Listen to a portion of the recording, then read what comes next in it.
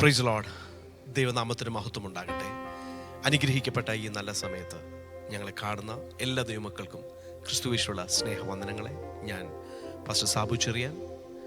ഇന്ന് ഞങ്ങൾ ചെയ്യുന്ന ഈ പ്രോഗ്രാം ഞാൻ എഴുതിയ ഗാനങ്ങൾ ചിലത് പാടുവാനും അതിനുള്ള സാഹചര്യങ്ങൾ, സന്ദർഭങ്ങൾ, അതിനുള്ള സാക്ഷ്യങ്ങൾ ദൈവമക്കളുമായിട്ട് പങ്കിടുവാൻ വേണ്ടിയിട്ടാണ് ഇങ്ങനൊരു പ്രോഗ്രാം ഞങ്ങൾ ചെയ്യുന്നത്. ഇന്ന് ഈ പ്രോഗ്രാമിൽ എന്നോടൊപ്പം പങ്കെടുക്കുന്നത് കർത്താവിൻ്റെ അഭിഷക്ത ദൈവദാസൻ ബ്രദർ ജിസൻ ആൻ്റണി, അതുപോലെ കീസ് വായിക്കുവാനായിട്ട് ബ്രദർ ഡെനിലോ ഡെനിസ്, ഗിറ്റാറിൽ സോബിൻ ബേബിക്കുട്ടി, അതുപോലെ തന്നെ ബാക്കിംഗ് വോക്കൽസ് ചെയ്യാനായിട്ട് എൻ്റെ മകൾ ഐറീൻ സൂസൻ സാബു. അപ്പോൾ ഞങ്ങൾ ചില ഗാനങ്ങൾ, ഞാൻ എഴുതിയ ഈണം നൽകിയ ചില ഗാനങ്ങൾ പാടുകയാണ്.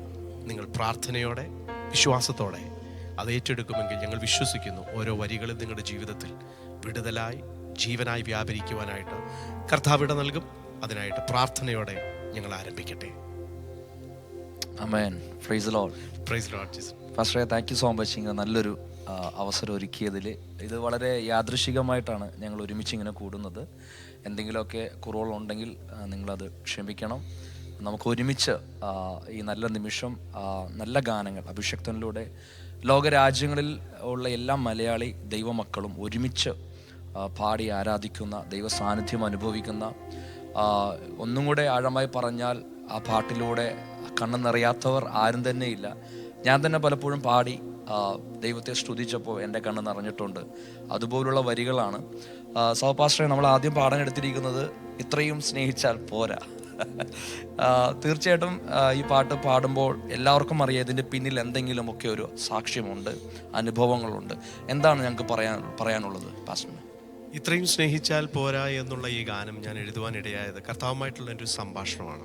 അതിന് പ്രചോദനമായ കാര്യം, ഒരിക്കലും കർത്താവിനെ നമുക്കൊരു പരിധിക്കപ്പുറം സ്നേഹിക്കാൻ കഴിയുമെന്ന് ഞാൻ ധരിച്ചിരുന്നില്ല. കാര്യം നമ്മൾ 1 തിമോത്തിയോസ് 6 അധ്യായം 15-16 വാക്യങ്ങളിൽ നാം വായിക്കുന്നത്, ധന്യനായ ഏകാധിപതി, കർത്താതി രാജാതി രാജാവ്, അടുത്തുകൂടാത്ത പ്രകാശത്തിൽ വസിക്കുവാൻ അവൻ മനുഷ്യരാരും കാണുവാൻ സാധിക്കാത്ത, അങ്ങനെ നമുക്ക് അപ്രാപ്യമായ ഒരു ദൈവത്തെയാണ് നമ്മൾ എപ്പോഴും വായിച്ചിട്ട് എൻ്റെ മനസ്സിൽ അങ്ങനെ തന്നെയാണ്. ആ ദൈവത്തെ ഒരു പരിധി കഴിഞ്ഞ് നമുക്ക് എങ്ങനെ സ്നേഹിക്കാൻ കഴിയുമെന്ന് ഞാൻ പലപ്പോഴും ചിന്തിച്ചിട്ടുണ്ട്. ചിലവരിങ്ങനെ ആരാധിക്കുമ്പോൾ കരഞ്ഞുകൊണ്ട് ആ ദൈവസ്നേഹത്തിൽ കരയുന്നതൊക്കെ ഞാൻ കണ്ടിട്ടുണ്ട്. പ്രത്യേകിച്ച് നമ്മുടെ രാജേഷ് പാസ്റ്ററുമായിട്ടൊക്കെ ഒരിക്കൽ ഞാൻ സംസാരിച്ചപ്പോൾ അദ്ദേഹത്തോട് കർത്താവിനോട് കുറിച്ച് സംസാരിക്കുമ്പോൾ അദ്ദേഹത്തിൻ്റെ കണ്ണുകൾ നിറയുന്നത്. അപ്പം ഞാൻ ആലോചിച്ചു, ഇതെങ്ങനെയാണ് ദൈവസ്നേഹത്തെക്കുറിച്ച് പറയുമ്പോൾ ഇങ്ങനെ കണ്ണു നിറഞ്ഞ ആ ദൈവത്തെ ഇത്രമാത്രം സ്നേഹിക്കാൻ കഴിയുന്ന ഒരു അനുഭവം ഒരു വിശ്വാസിക്ക് ഉണ്ടാകും. ഇതെന്നെ ഭയങ്കരമായിട്ട് ഹോണ്ട് ചെയ്തൊരു വിഷയമാണ്. അപ്പം ഞാൻ തന്നെ എൻ്റെ പ്രാർത്ഥനാ മുറിയിൽ കർത്താവിനോട് ഇങ്ങനെ പറയാൻ തുടങ്ങി, കർത്താവേ, എനിക്ക് കർത്താവിനെ ഞാൻ ഇപ്പോൾ സ്നേഹിക്കുന്ന അളവിൽ നിന്ന് അധികമായിട്ട് ഇനിയും സ്നേഹിക്കണം. ഞാനിങ്ങനെ ദിവസങ്ങൾ ഞാൻ ഈ വാക്കുകൾ എൻ്റെ പ്രാർത്ഥനാ മുറിയിൽ ഉരുവിട്ട് കൊണ്ടിരുന്നപ്പോൾ ഒരു ദിവസം എൻ്റെ പ്രാർത്ഥനാ മുറിയിൽ കർത്താവിനോട് ചോദിച്ചൊരു ചോദ്യമാണ്, നീ എന്തിനു വേണ്ടിയാണ് എന്നെ സ്നേഹിക്കുന്നത്? അപ്പോൾ എനിക്കതിന് വ്യക്തമായൊരു മറുപടി ഇല്ലായിരുന്നു. കർത്താവ് തന്നെ വീണ്ടും ആ സംഭാഷണം തുടർന്ന് എന്നോട് ചോദിച്ചു, നിന്റെ സങ്കടങ്ങൾ തീർത്തതുകൊണ്ടാണോ, അതോ നിന്റെ ആവശ്യം നിറവേറ്റിയത് കൊണ്ടാണോ? അപ്പോഴും ആ ചോദ്യങ്ങൾക്ക് എനിക്ക് മറുപടി ഇല്ലായിരുന്നു. അപ്പോൾ അറിയാതെ എൻ്റെ കണ്ണുകൾ തന്നെ നിറഞ്ഞൊഴുകാൻ തുടങ്ങി. എനിക്ക് മനസ്സിലായി, കർത്താവേ, എൻ്റെ സങ്കടങ്ങൾ തീർത്തതുകൊണ്ടോ എൻ്റെ ആവശ്യം നിറവേറ്റിയത് കൊണ്ടോ ഒന്നുമല്ല, എൻ്റെ പാപങ്ങളുടെ മോചനത്തിന് വേണ്ടി, എൻ്റെ ആത്മാവിനെ വീണ്ടെടുക്കുവാൻ കാൽവരി ക്രൂശിൽ അങ്ങ് എനിക്ക് വേണ്ടി മരിച്ചത് കൊണ്ടാണ് ഞാൻ അങ്ങേ സ്നേഹിക്കുന്നത്. അങ്ങനെയാണ് ആ പാട്ട്. പിന്നെ എൻ്റെ ഈണമോ അല്ലെന്നുണ്ടെങ്കിൽ അതിൻ്റെ വരികളോ ഒക്കെ കർത്താവ് വെറുതെ ദാനമായിട്ട് അങ്ങനെ റിലീസ് അതങ്ങനെ ഒരു അണപൊട്ടി ഒഴുകുന്നത് പോലെ അതിൻ്റെ ഈണങ്ങളാണെങ്കിലും അതിൻ്റെ വരികളാണെങ്കിലും ഇങ്ങനെ ഓട്ടോമാറ്റിക് ആയിട്ട് വന്നു. അത് സത്യം പറഞ്ഞു കഴിഞ്ഞാൽ ഞാനും കർത്താവും തമ്മിലുള്ള ക്ലോസ് എൻകൗണ്ടർ അല്ലെങ്കിൽ ഒരു സംഭാഷണമാണ്. അത് സഹപാസ്റ്റർ, യഥാർത്ഥമായ സ്നേഹം കാൽവരിയിലാണല്ലോ നമുക്ക് ലഭിച്ചത്. തീർച്ചയായും. അപ്പോൾ തീർച്ചയായിട്ടും അത് അനുഭവിക്കുമ്പോൾ അതിന്റെ ഒരു ഫ്ലോ എന്ന് പറഞ്ഞ വേറെ ലെവലായിരിക്കും. തീർച്ചയായും. ഇന്നും അങ്ങനെ കൊതിക്കുന്നവരുണ്ടെങ്കിൽ നിശ്ചയമായിട്ടും നിങ്ങളുടെ പ്രാർത്ഥന മുറിയിൽ കർത്താവിനെ സ്നേഹിക്കാൻ നിങ്ങൾ ചോദിക്കുക. കർത്താവ് നിങ്ങൾ ആ ദൈവസ്നേഹത്തിലേക്ക് നമ്മളെ കൂടുതൽ അടുപ്പിക്കും. തീർച്ചയായും. അപ്പൊ ഞങ്ങൾ ഈ പാട്ടൊന്ന് പാടാൻ പോവുകയാണ്. നമുക്ക് ഒരുമിച്ച്, എല്ലാവർക്കും അറിയാവുന്ന പാട്ടാണല്ലോ, ഒരുമിച്ച് നിങ്ങളായിരിക്കുന്നിടത്ത് ചേർന്ന് പാടി ആ ദൈവസ്നേഹത്തെ ഒന്നും കൂടെ നമുക്കൊന്ന് അനുഭവിക്കാം. പ്ലീസ്. ആമേൻ. സ്തോത്രം.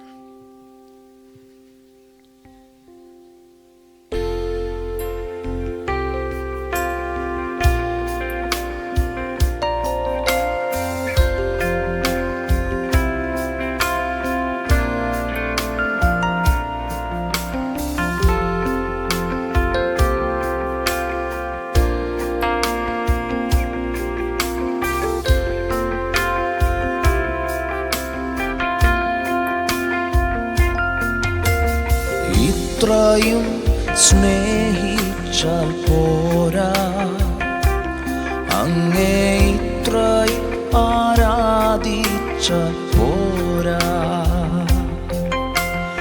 ഇത്രയും സ്നേഹിച്ചാൽ പോരാ, അങ്ങേ ഇത്രയും ആരാധിച്ചാൽ പോരാ.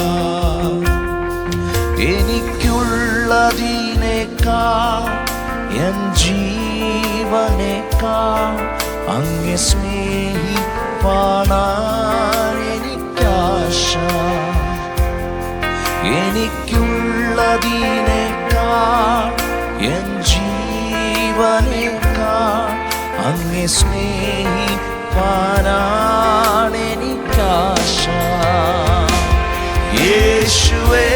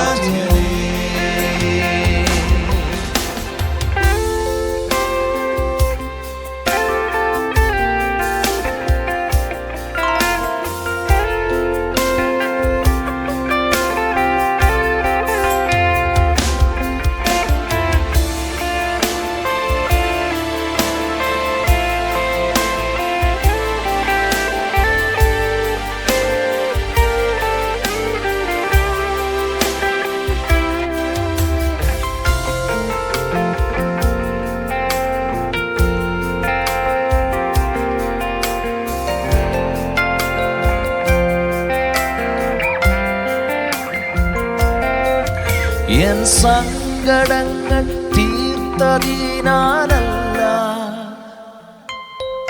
എൻ ആവശ്യം നിറവേറ്റിയതിനാലല്ല. എൻ സങ്കടങ്ങൾ തീർത്തതിനാലല്ല,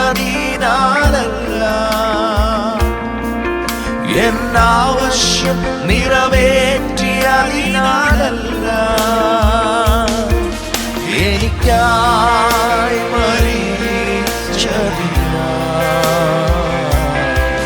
ഞാൻ എന്നും അങ്ങേ ആരാധിച്ചിടും. എനിക്കായി മരിച്ചതിനാൽ ഞാൻ എന്നും അങ്ങേ ആരാധിച്ചിടും. യേശുവേ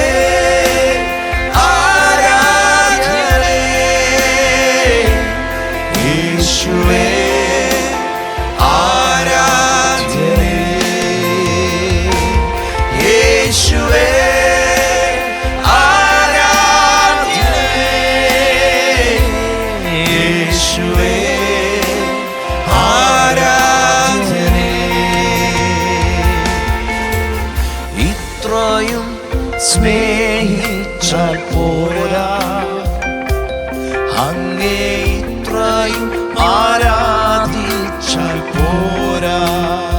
ചേർന്ന് പാടാം. ഇത്രയും സ്നേഹിച്ചാൽ പോരാ, അങ്ങേ ഇത്രയും ആരാധിച്ചാൽ പോരാ. എനിക്കുള്ളതിനേക്കാൾ എൻ ജീവനേക്കാൾ അങ്ങേ സ്നേഹിപ്പാനാൻ എനിക്കാശ. എനിക്കുള്ളതിനേക്കാൾ എൻ ജീവനേക്കാൾ അങ്ങേ സ്നേഹിപ്പാനാൻ എനിക്കാശ. യേശുവേ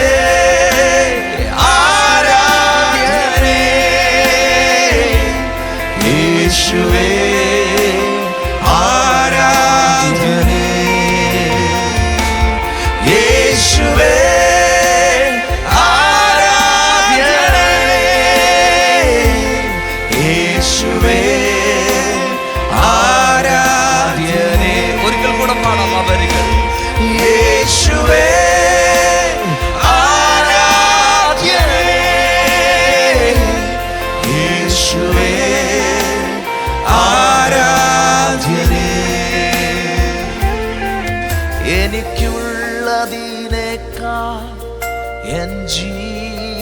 എനിക്കുള്ളതിനേക്കാൾ അങ്ങേ സ്നേഹിപ്പാനാണ് എനിക്കാശ. എനിക്കുള്ളതിനേക്കാൾ എൻ ജീവനേക്കാൾ അങ്ങേ സ്നേഹിപ്പാനാണ് എനിക്കാശ. അമ്മേ സഹപാസ്റ്ററെ, എനിക്ക് ഏറ്റവും ഇഷ്ടപ്പെട്ട വരി അതാ. എനിക്കുള്ളതിനേക്കാൾ എൻ ജീവനേക്കാൾ അങ്ങേ സ്നേഹിപ്പാനാണ് എൻ്റെ ആശ. എൻ്റെ പ്രാർത്ഥന അതാണ്. ആമേൻ. പക്ഷേ ഇതുവരെയും പൂർണ്ണമായും കഴിഞ്ഞിട്ടില്ല, അതൊരു സത്യമാണ്. അതെ, അത് നമ്മൾ ദൈവസന്നിധിയിൽ അത് ചോദിച്ച ആ ഒരു വാഞ്ചയോടെ ഇരുന്ന് കഴിഞ്ഞാൽ നിശ്ചയമായി അത് ലഭിക്കും. അതെ. അന്ധകാരത്തിൽ നിന്ന് നമ്മുടെ തൻ്റെ പുത്രൻ്റെ സ്നേഹസ്വരൂപനായ പുത്രൻ്റെ രാജ്യത്തേക്ക് നമ്മളെ പിതാവായ ദൈവം പറിച്ചു നട്ടു. കൊലോസ്യർ 1-ാം 13 അങ്ങനെ പറയുന്നു. അപ്പം നമ്മൾ ആ അനുഭവത്തിൽ നമ്മുടെ കർത്താവിനോടുള്ള സ്നേഹത്തിൽ എൻ്റെ തുടക്ക കാലഘട്ടങ്ങളിൽ, വിശ്വാസത്തിൽ വന്ന തുടക്ക കാലഘട്ടങ്ങളിലാണ് ഞാൻ ഈ പാട്ടൊക്കെ എഴുതാൻ. അപ്പോൾ ആ വളരെ വാഞ്ചയോടെ ആവേശത്തോടെയാണ് ഞാൻ കർത്താവിന് വേണ്ടി നിന്നത്. പക്ഷേ പലപ്പോഴും അറിയാതെ പോയൊരു കാര്യമുണ്ടായിരുന്നു. ഒരു അദൃശ്യ മണ്ഡലം, ഒരു ആത്മമണ്ഡലം നമുക്കെതിരെ പോരാടുന്നു എന്നുള്ള സത്യം പലപ്പോഴും എനിക്ക് അറിയാതെ പോയിട്ടുണ്ട്. ഞാൻ ശുശ്രൂഷ ആരംഭിച്ചൊരു വർഷിപ്പ് ലീഡറായിട്ടാണ്. വർഷിപ്പ് ലീഡറായിട്ട് പാടി പാട്ടിൻ്റെ ആ താളം ഒക്കെ അങ്ങ് ഏറ്റെടുത്ത ആ ഒരു രീതിയിൽ അങ്ങ് വളരെ ആവേശത്തോടെ ഞാൻ ചെയ്യുമായിരുന്നു. ഒരിക്കൽ നമ്മളെക്കാളൊക്കെ സീനിയറാണ്. സീനിയർ ഇൻ ദ സെൻസ് നിങ്ങളെ പോലെ ടാലന്റഡ് സിംഗർ അല്ലെങ്കിലും ടാലന്റ് അല്ല, അതൊരു കൃപയാണ്, അതൊരു അഭിഷേകമാണ്. അങ്ങനെ ഞാൻ ഒരിക്കലും നമ്മുടെ ചർച്ചിൽ ഇങ്ങനെ ആരാധന നയിച്ചുകൊണ്ടിരിക്കുമ്പോൾ 2011 തോന്നുന്നു ആ സമയത്ത് കഷ്ടങ്ങൾ സാരമില്ല എന്നുള്ള പാട്ട് നല്ല രീതിയിൽ കീബോർഡൊക്കെ ഇട്ട് ബീറ്റൊക്കെ ഇട്ട് തകർത്ത് പാടി വർഷിപ്പ് ലീഡ് ചെയ്തു. ജനമാത്മാവിലായി ഭയങ്കര ദൈവസാന്നിധ്യം വെളിപ്പെട്ടു. ഭയങ്കര സന്തോഷം. അപ്പം ഞാൻ വളരെ എൻ്റെ ഭയങ്കര സംതൃപ്തി തോന്നി മീറ്റിംഗ് കഴിഞ്ഞപ്പോഴത്തേക്ക്. ഇത്ര നല്ല രസമായിട്ട് കഷ്ടങ്ങൾ സാരമില്ല എന്നുള്ള ആ പാട്ട്, അതായത് ആ പാട്ട്. ആ സമയത്തൊന്നും ഞാൻ പാട്ടുകളൊന്നും എഴുതിയിട്ടൊന്നുമില്ല. അപ്പോൾ അങ്ങനെ ഞാൻ എന്താ പറയുക, ഇത്രയും സ്നേഹിച്ചാൽ മാത്രമേ എഴുതിയിട്ടുള്ളൂ. അപ്പോൾ ആ ശുശ്രൂഷ കഴിഞ്ഞ് ഭവനത്തിലേക്ക് ഞങ്ങൾ പോയി. അപ്പം നമ്മുടെ ചർച്ചിലെ ലീഡേഴ്സ്, ഫാമിലീസ്, കുറച്ച് പിള്ളേരെല്ലാം കൂടെ ഒരുമിച്ച് വീട്ടിൽ കൂടി. അപ്പം നമ്മുടെ ഒരു ലവ് ഫീസ്റ്റ്. അപ്പം സീനിയേഴ്സ് എല്ലാവരും അവിടെ ഇരുന്ന് ഭക്ഷണം കഴിക്കുന്നു, ഡൈനിങ് ടേബിളിൽ ചിരിക്കുന്നു, കളിക്കുന്നു. കാര്യം വലിയ ഗംഭീരമായൊരു ശുശ്രൂഷ കഴിഞ്ഞ ആ ഒരു ആവേശത്തിലാണ്, ഒരു ത്രില്ലിലാണ്, എന്തോ വലിയ നേടിയെടുത്തു എന്നുള്ളത്. അപ്പം ഐറിൻ മോൾക്ക് അന്ന് 2 വയസ്സേ ഉള്ളൂ. അപ്പോൾ ഞങ്ങളിങ്ങനെ ചിരിച്ച് കളിച്ചുകൊണ്ടിരിക്കുന്ന സമയത്ത് പെട്ടെന്നൊരു അലർച്ച, ഒരു കൊച്ചിൻ്റെ കരച്ചിൽ, അലറുന്ന ശബ്ദം കിട്ടി. ഞങ്ങൾ ഓടിച്ചെന്നപ്പോൾ ഈ 2 വയസ്സുള്ള ഇവളുടെ ഈ വിരല് ഈ കതകിൻ്റെ ഇടയ്ക്കകത്ത് പെട്ട് ഈ വിരലിങ്ങനെ മുറിഞ്ഞ് ഈ ചെറുവിരലിങ്ങനെ തൂങ്ങിക്കിടക്കുകയാണ്. അപ്പോൾ ചോരയൊലിക്കുന്നു, കുഞ്ഞ് കരയുന്നു. കുഞ്ഞുങ്ങൾ കളിച്ച കൂട്ടത്തിൽ വാതിലടച്ചതാണ്. എനിക്കത് താങ്ങാൻ കഴിഞ്ഞില്ല. ഞങ്ങൾ പിന്നെ പൊക്കിയെടുത്തുകൊണ്ട് കൊച്ചിനെയും കൊണ്ട് ആശുപത്രി കൊണ്ടുപോയി, ഇവിടുത്തെ ഹോസ്പിറ്റലിൽ കൊണ്ട് അവർ പറഞ്ഞു ഞങ്ങൾക്കൊന്നും ചെയ്യാൻ പറ്റത്തില്ല, വേറെ എവിടെയെങ്കിലും കൊണ്ടുപോകും. അങ്ങനെ ഞങ്ങൾ ഷെയ്ഖ് ഖലീഫയെ കൊണ്ടുപോയി. അവിടെ ദൈവകൃപയാൽ ഒരു സൗത്ത് ആഫ്രിക്കൻ ഡോക്ടർ ഉണ്ടായിരുന്നു. അദ്ദേഹം പറഞ്ഞു നിങ്ങൾ ടെൻഷൻ അടിക്കേണ്ട, വറി ചെയ്യേണ്ട, ഇപ്പോൾ കുഞ്ഞിൻ്റെ ആ സർജറിയൊക്കെ അദ്ദേഹം വളരെ വിദഗ്ധമായി ചെയ്തു. അത് പതുക്കെ തുന്നിയൊക്കെ കെട്ടി. പക്ഷെ ഞാൻ മൗനമായി ഇരുന്ന് മാറി നിന്നപ്പോൾ എന്നോട് പിശാച് ചോദിച്ചു, ഇനി പാട്, കഷ്ടങ്ങൾ സാരമില്ല, ഇനി പാടാൻ. അപ്പം ഞാൻ വാവിട്ട് കരഞ്ഞോണ്ടിരിക്കുക പുറത്ത്. ഇത്ര വലിയൊരു നഷ്ടം. കാര്യം പാടാനും അനുഭവമില്ലാതെ കഷ്ടങ്ങൾ സാരമില്ല എന്ന് പാടാൻ പറ്റത്തില്ല. അപ്പോൾ അനുഭവമില്ലാതെ പാടാൻ എളുപ്പമാണ്, പക്ഷെ പറ്റത്തില്ല. അങ്ങനെ ഞാൻ നിരാശനായി ഇരിക്കുമ്പോഴാണ് ദൈവം എന്നോട് പറഞ്ഞു, നിന്റെ നഷ്ടങ്ങളെ ഞാൻ ലാഭമാക്കും, നിന്റെ കണ്ണുനീരിനെ ഞാൻ നിനക്ക് ലാഭമാക്കി തരും, സന്തോഷമാക്കി, ദുഃഖങ്ങൾ സന്തോഷമാക്കി തരും. അങ്ങനെയാണ് ആ പാട്ട് എഴുതുവാനിടയായത്. അതിന് മുഖാന്തരമായത് അവൾക്കിപ്പോൾ 17 വയസ്സായി. പക്ഷെ അതുകൊണ്ട് ഞാനൊരു കാര്യം തീരുമാനിച്ചു, ഇവളുടെ ഏത് കരം പിശാച് തകർക്കാൻ ശ്രമിച്ചോ അതേ കരം കൊണ്ട് അവളെ ഗിറ്റാർ ഞാൻ പഠിപ്പിച്ചു. ഇന്നിപ്പോൾ നന്നായിട്ട് അവള് ഗിറ്റാർ വായിക്കും. വെല്ലുവിളി ഉയർത്തി അതേ വിഷയത്തെ കൊണ്ട് ദൈവം തിരിച്ച് പിശാചിന്റെ വായ അടപ്പിക്കുവാനായിട്ട് കർത്താവ് അവളുടെ കരങ്ങളെ ബലപ്പെടുത്തി. ആ സാക്ഷ്യമാണ്. ഇനി നഷ്ടങ്ങൾ ലാഭമാകും, ഇനി ദുഃഖങ്ങൾ സന്തോഷമാകും. ഹൃദയം നുറുങ്ങിടുമ്പോൾ, മനസ്സ് തേർന്നിടുമ്പോൾ നമ്മുടെ അടുത്തിരിക്കും ആശ്വാസമായി യേശു മാത്രമല്ലോ. ബ്യൂട്ടിഫുൾ. ആമേൻ. ആ ദുഃഖത്തിന്റെ ആ വേളയിൽ അഭിഷക്തന് നൽകിയ ആ വരികൾ, എനിക്കറിയാം ആ പാട്ട് കേട്ടവർ ഏത് സാഹചര്യത്തിലൂടെ കടന്നു പോയവരാണെങ്കിലും ഉറപ്പായിട്ടും അവർക്കതൊരു ആശ്വാസമായി സന്തോഷമായി മാറിയിട്ടുണ്ട്. ഇനിയും മാറും. നമുക്ക് ഒരുമിച്ച് ആ വരികൾ ചേർന്ന്, പ്രിയ മോള് തന്നെയാണ് ലീഡ് ചെയ്ത് പാടുന്നത്, ഞങ്ങൾ കൂടെ മോളുടെ കൂടെ പാടാൻ പോവുകയാണ്. നഷ്ടങ്ങളെല്ലാം ലാഭമാകും, ദുഃഖങ്ങൾ സന്തോഷമാകും. ആമേൻ. നമുക്ക് ആ വരികളിലേക്ക് നമുക്ക് കടക്കാം. സ്തോത്രം.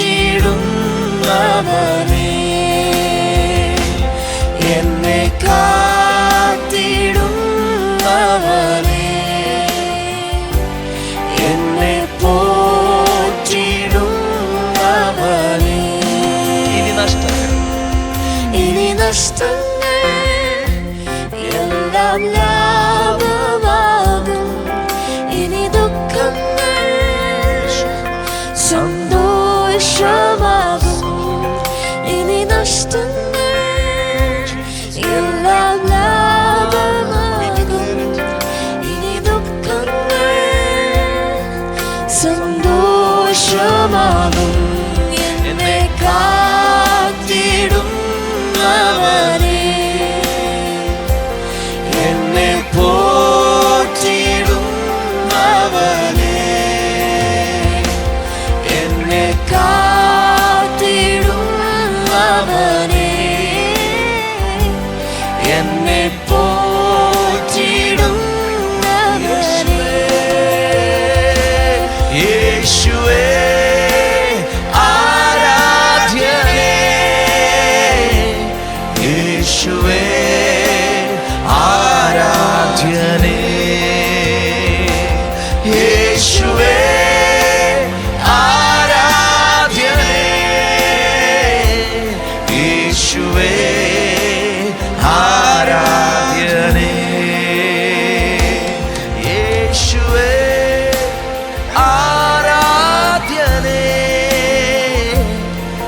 യേശുവേ ആരാധനേ.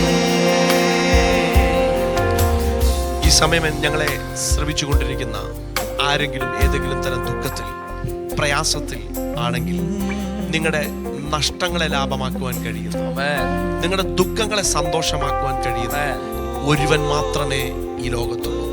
അത് നിങ്ങൾക്ക് വേണ്ടി കാൽവരി ക്രൂശിൽ മരിച്ച് യാഗമായി തീർന്ന, മരണത്തെ ജയിച്ച് ഉയർത്തെഴുന്നേറ്റ നസ്രായനായ യേശു മാത്രം. ഇന്ന് ഇത് കേൾക്കുമ്പോൾ തന്നെ നിങ്ങളുടെ ജീവിതത്തിലെ സകല നഷ്ടങ്ങളും യേശുക്രിസ്തുവിന്റെ അധികാരമുള്ള നാമത്തിൽ, സകല ദുഃഖങ്ങളും യേശുക്രിസ്തുവിന്റെ അധികാരമുള്ള നാമത്തിൽ നീങ്ങിപ്പോയി അവൻ നിങ്ങൾ സന്തോഷമുള്ളവരായി തീരുവാൻ സർവശക്തനായ ദൈവം നിങ്ങളെ സഹായിക്കട്ടെ. God bless you all. എന്നെ